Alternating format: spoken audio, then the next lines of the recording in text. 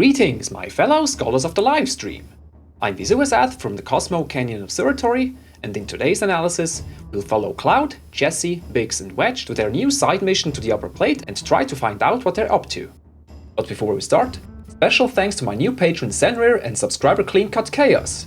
You guys are the best! If you'd like to join the Scholars of the Livestream Elite as well, please check out the links to my Patreon and subscribe to our pages in the description down below. With that being said, let's follow our heroes to their next mission.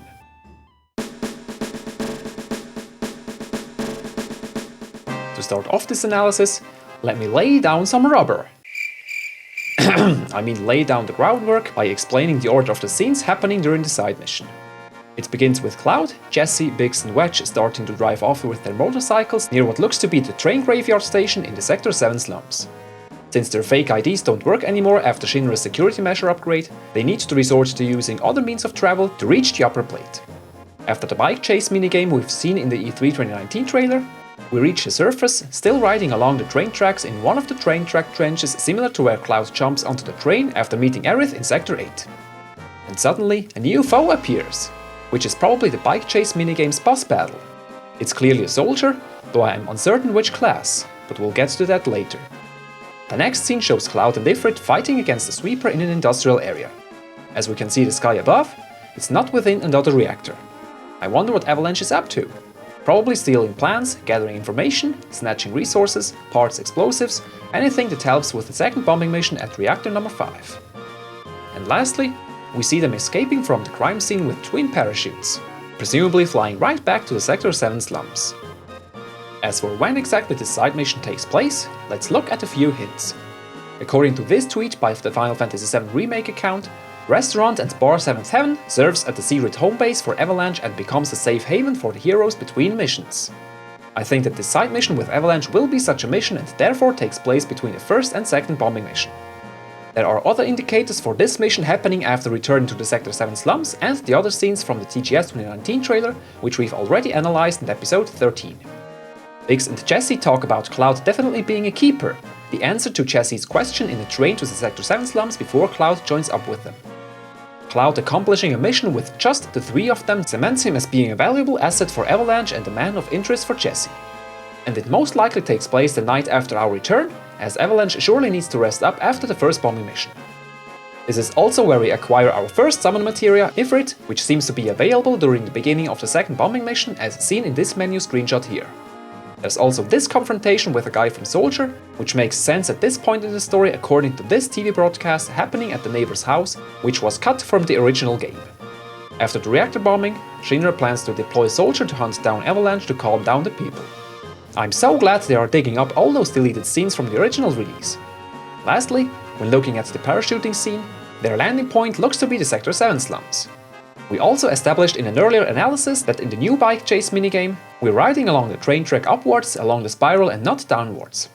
Alright, having the foundation established, let's now dive into the nitty-gritty.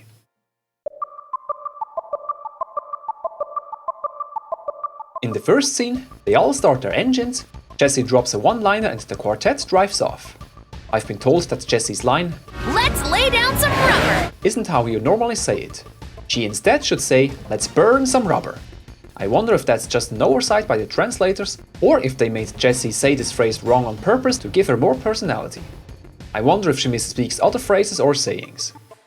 The line by Biggs, "Crank that drum," sounds a bit better, though it's still quite the corny dialogue. Anyway, Jessie is so enthusiastic for this mission that she's literally standing on the bike until Cloud drives off, making her sit down. Speaking of Cloud, look at how he's holding his Buster Sword. That's some serious arm strength, and he has to hold it up this way during the whole trip. It's hard to see if the second materia slot is also filled, but at least one green materia is still equipped. Biggs and Wedge are riding the second bike, with Wedge being the driver. It's interesting that those two are wearing driving shades, while Cloud and Jessie don't give a crap. At least both ride the same make and type of bike, which are very detailed and seemingly accurate to real-world bikes, especially in this close-up shot of the back wheel. Does any one of you know if this one is based on a real-life model? So far, me and my peers could only find similar ones, for example the Derby Terra 125 as suggested by Twitter user Ryan. Thank you very much for this find. I'm guessing Square Enix made their own unique bike designs with real bikes for inspiration and reference. I can't make out any ShinRa logo on the vehicles, so those were either manufactured elsewhere, or the Slums people or Avalanche themselves just got rid of them. Looking at the characters, I can't find any significant change since the State of Play trailer. Jessie's ponytail, however, still displays great usage of hair physics. Speaking of, isn't Jessie a real cutie? This shot right here is great wallpaper material, and almost looks like she's sitting on a chocobo. Unfortunately, we don't see much of the background as much of it is blurry, but there are still a few details to make note of.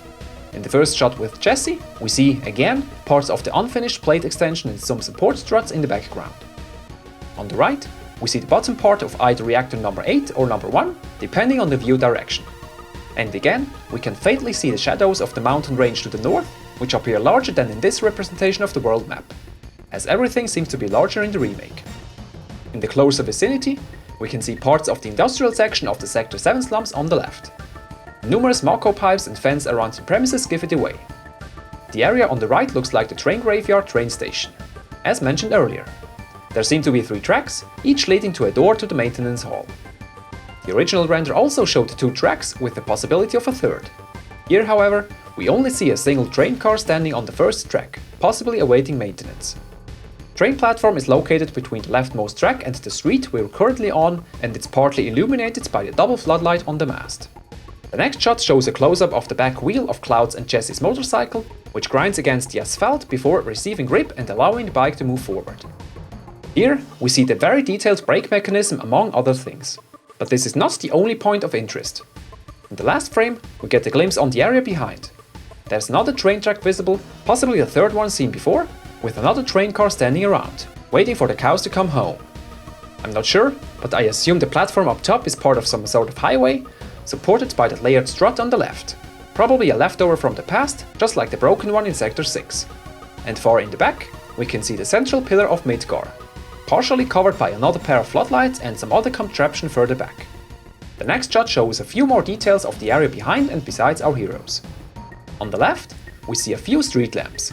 This is more evidence that it's indeed the Sector 7 Slums train station. However, we don't see this train on the other side of the street in the shot with Jessie. We also get to see more Mako pipes in the background on this side. After the camera movement and just before it cuts away, we get a glimpse on this strange looking train car or even locomotive. Its main body looks cylindrical with a cuboid element on either side. It also bears an arched pipe in the middle, with 3 Mako canisters on either side. In the background, there's this weird A-shaped strut with a ladder leading up to the top, most likely for maintenance personnel. I'm not sure what that hanging metal thing represents, but we do see presumably reactor number 1 in the background. When we compare the structure to the parachuting scene, it matches up nicely. And here's the short little scene I seem to have misplaced in the previous chronological trailer cuts.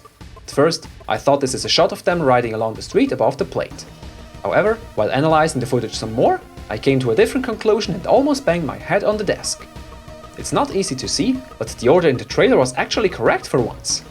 This shot comes directly after the quartet starts their engines and ride off.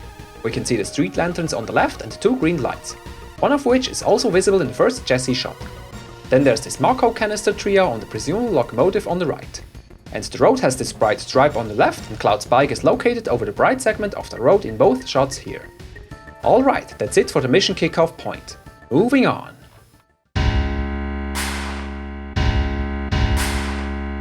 We'll skip the ride up to the plate as we've already extensively covered the bike chase minigame segment in the previous videos. This scene here, where the new soldier character appears, seems to happen towards the end of that minigame, as we're still on the same train track and still have one of the normal pursuers behind us. The scene starts off with an explosion, which causes the last pursuer to crash hard and also serves as the launching pad for this new soldier enemy, who flies over one of the trench bridges before landing on the train tracks again. It's not just a local one, as it results in a chain reaction fueled by the last pursuer. What I do find very strange, however, is the inconsistency in the background. There's a cut just before the landing, after which neither the explosion nor the bridge are visible. However, that vertical strut also seen before appears right before the landing and the soldier boy slides beneath another bridge. Sure, you could say he flew through the air quite the distance, but there are 2 arguments against that. The curve in which the explosion takes place ends in a straight line, which is exactly how the train track looks like after the cut, just with a differently placed bridge and overhead strut. This is a second curve along the track, you say? Not possible, unless the soldier is able to steer his bike mid-air. Physics would have him fly right into the buildings beyond the trench. My conclusion? Bridges and struts are randomly placed along the train track and therefore distributed differently each time we play. This means that the footage from after the cut stems from another recording session. However, it could just as well be a simple manual change between versions. In any case, it seems Soldier Boy was in a circus before his time with ShinRa, as he seems to love showing off his acrobatic skills with his motorcycle. Or he just played too much Devil May Cry during his teenage years.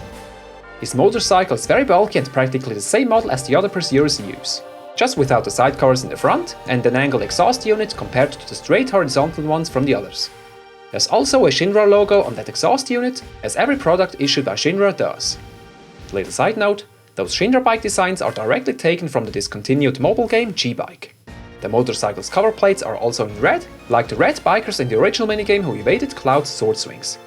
I have a feeling that this guy will also avoid our attacks, judging by his acrobatic skills. But instead of multiple red ones, this one seems to be a unique encounter, as we do see a distinct face and haircut, an out-of-style mullet, which phases through his motorcycle during his sick moves. Speaking of, let's now take a look at our Soldier Boy and find out who that is. We do know for sure that it's a soldier according to Cloud's answer to Jessie's question. Who's that? A soldier. When looking at his outfit, we can see that it's a combination between the ShinRa security guard and Cloud's soldier outfit. The infantry elements are the following. The jacket and the pants have a cut and material similar to the security officers, with full sleeves and collar, though the scarf is missing, and the suspenders have a different design. This also means that, despite being a soldier, he doesn't have those fluffy pants like all the others we know of. And since he wears the fully sleeved jacket, the lower arm guards are part of it, which soldier uniforms also don't have, as their upper parts lack sleeves. The shoes also look closer to the security guard issue when compared to Cloud's model and the other soldier models. As for the soldier-specific elements, instead of the jacket overlapping the pants and having pockets on the bottom front, he carries the same soldier belt and two smaller belts just like Cloud and the others. Continuing with the shoulder guards, they are ripped straight out of Crisis Core's soldier attire, just with a lighter color and do therefore differ from the remake security officer pauldrons in terms of shape. Other than security officers, he doesn't wear any knee guards, and instead of a baton, he has one more pocket strapped around his upper leg, probably to compensate for the missing ones due to his belt. Last but not least, he carries the same soldier standard issue sword that Zack and the other soldiers also use in Crisis Core. It sports a golden curved hilt with a soldier emblem in the middle. Now you're probably wondering why I'm doing a character analysis here instead of a separate video. The reason is that we need to do this in order to find out who we're dealing with here. It's a soldier alright, but we still need to know which class. His outfit is blue, which would coincide with soldier 3rd class. Though there are a few inconsistencies across compilation titles regarding rank color. The original has blue, magenta and purple for soldiers class 3rd, 2nd and 1st. However, Zack's soldier 2nd class outfit is shown in a bluish purple and his 1st class outfit is in black, with maybe a hint of blue, same as the one he gives to Cloud during their escape. Cloud's 1st class outfit color in the remake also keeps changing. Sometimes due to lighting, sometimes due to different stages of development. It mostly appears black, but in certain scenes in the PSX 2015 trailer, it appears purple, and in several scenes from 2019 footage, it appears blue. Please, Square Enix, make up your mind! Anyway, my conclusion is that Demix, this mullet guy is a soldier 3rd class.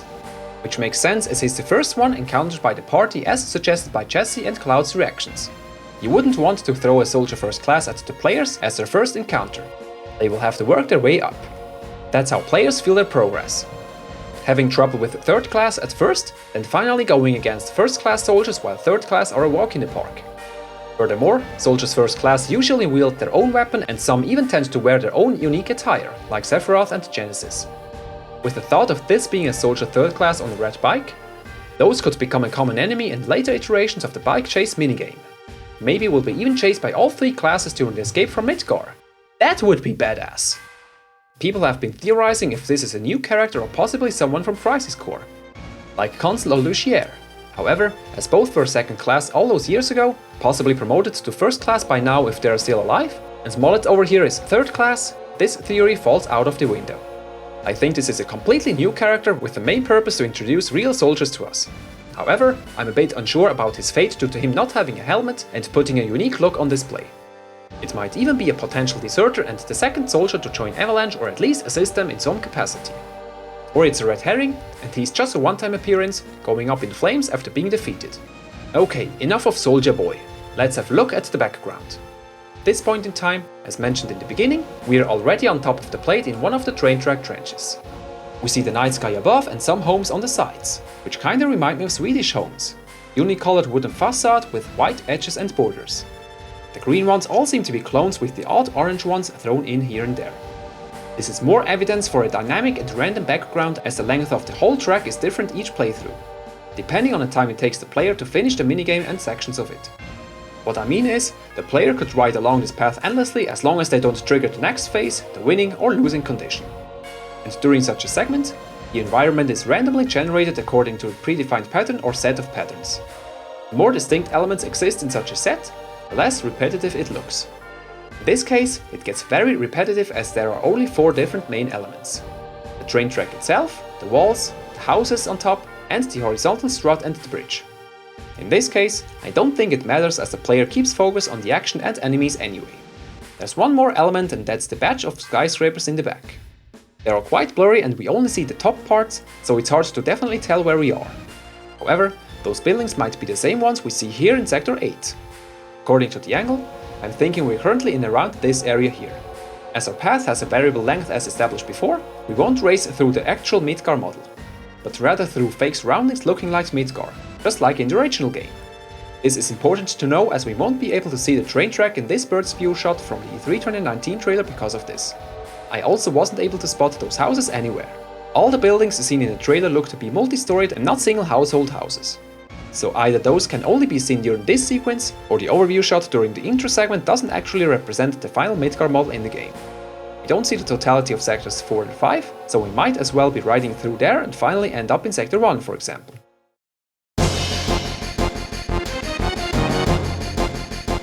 And here we are in the middle of the battle against the sweeper with the help of Ifrit, who we will probably acquire just before that, with this being the summon tutorial battle to play around with our new companion. Why do I think this battle is part of the Avalanche side mission?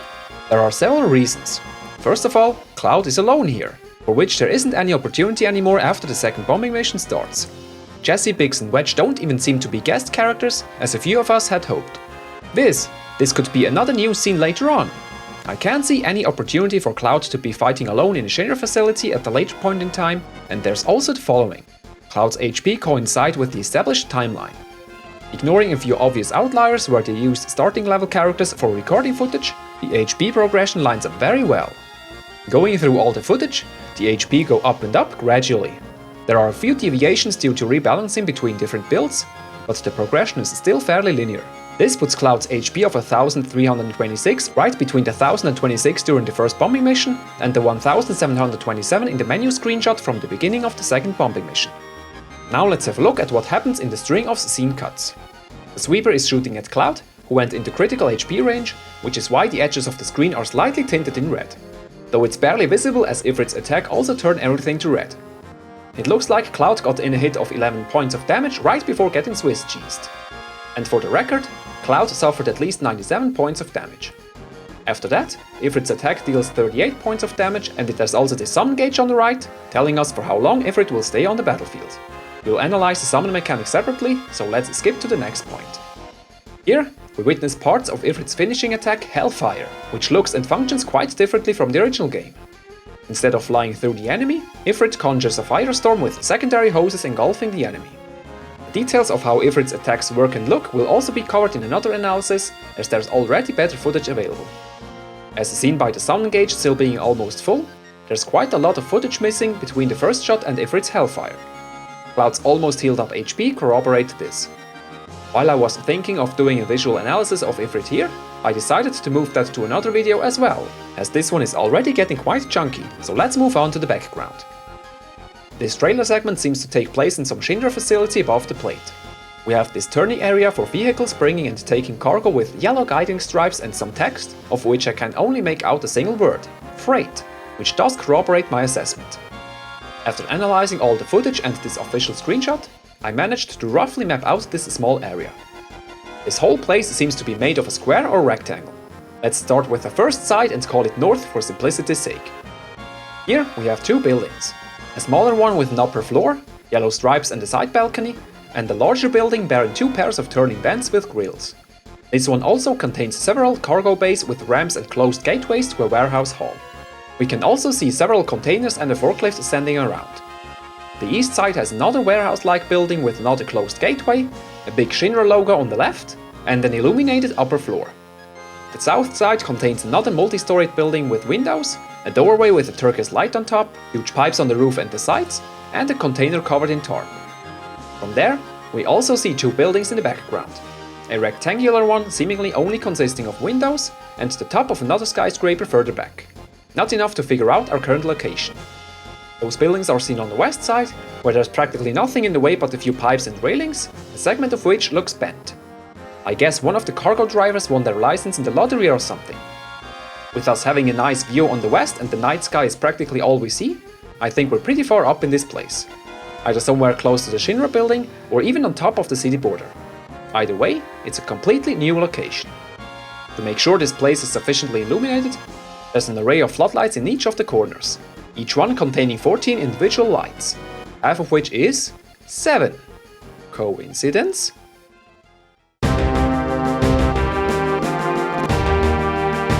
The last scene we're going to dissect is the journey back to the Sector 7 slums using parachutes. The quartet just finished their mission with a spectacular escape, it seems. Different than the way up, Cloud is now paired up with Wedge instead, and Jessie flies with Biggs. This makes sense because Cloud is probably the only one strong enough to hold Wedge in place, who needs to be in the front seat due to his rotund figure. Listening to the dialogue, it feels like they love to layer multiple meanings. Biggs' line, "Feels like we're flying high these days." Has for one a literal meaning as they're literally flying high right now.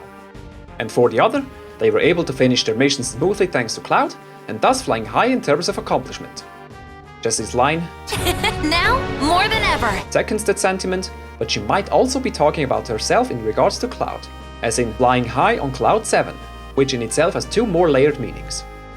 Her prefix giggle supports this theory in my opinion. Furthermore, as established in the beginning, Biggs answers Jessie's question, "You think he's a keeper?" posed in a train after their first mission with, "He's a keeper, all right." "Yeah! Jessie's happy, Yeah!" and her spreading arms and legs into the air feels like a big hint that she is thinking about Cloud as a person and not as an asset for Avalanche, like the others do. Or she is just enjoying the adrenaline rush and the headwind. Looking at the details, it is really astonishing what the developers managed to put on display. The whole parachute unit contains every single part you'd expect. Backpack, straps, stitches, metal connectors, handles, every single rope and of course the chute itself. Which bears the colors of the ShinRa logo, black and red. We also see the logo itself printed on the left. This begs the question if this exact escape route was planned from the beginning, or if this was a spontaneous decision. They certainly didn't carry those with them during departure. We can also see hair and wind physics on display again. Although the animation seems rather arbitrary, especially in Cloud's case as one of his strands points against the wind.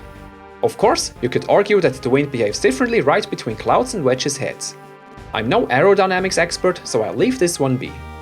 It's a nice touch that Cloud wears his weapon lower than usual, as to not get it in the way with the parachute backpack.